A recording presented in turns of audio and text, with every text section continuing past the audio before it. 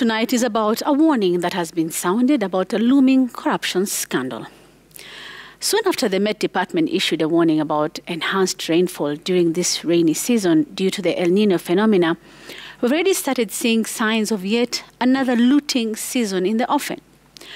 Remember, during the COVID-19 pandemic, there were scandals galore involving several companies and billions of shillings that was unaccounted for. Sakata, ambazo kufikia sasa, hatuna taarifa, kamili, kuhusu, hatma, zake. While we are still reeling and trying to recover from those series of unfortunate incidents, there is a whiff of another scandal in the air. You see, after the announcement of the heavy rains across the country, the national government and counties have already started lining up all manner of projects to deal with the expected devastation. Don't get me wrong, preparing is not a bad thing. In fact, we talk about early warning systems and how early preparations can help alleviate losses. Our past experience with the El Nino phenomenon has been agonizing with stories of personal loss and devastation, which is why any plans to deal with these effects are more than welcome. But when you have the Ethics and Anti-Corruption Commission already issuing a warning about flouting of procurement laws, then we need to be very worried. In short, the anti-corruption body is warning about attempts by tenderpreneurs to take a ride to quick riches.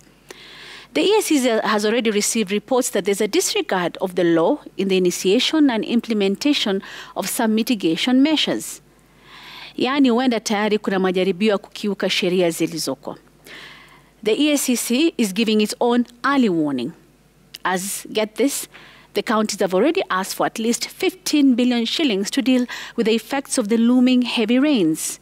15 billion shillings is a lot of money, which, if EACC is right, may be used inappropriately.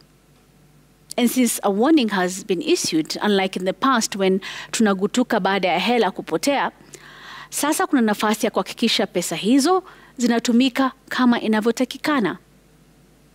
As we wait to see how the money will be spent and these mitigation measures, the Nairobi County government has announced plans to purchase motorboats, inflatable water rafts, and boats to mitigate potential flood-related crises amid the looming rains. On this, I have one question. How much rain does it take to float a boat? I mean, there are some measures that have been announced which make sense to me, like moving residents to safer places and planned prompt evacuations. These are good ideas, which is why, in my opinion, purchasing motorboats and rafts should be at the bottom of our priority ladder when it comes to plans to deal with the El Nino rains. History has taught us, Kenyans, that any disaster is an opportunity for the well-connected to take a ride on the gravy train. This is an opportunity to just do the right thing.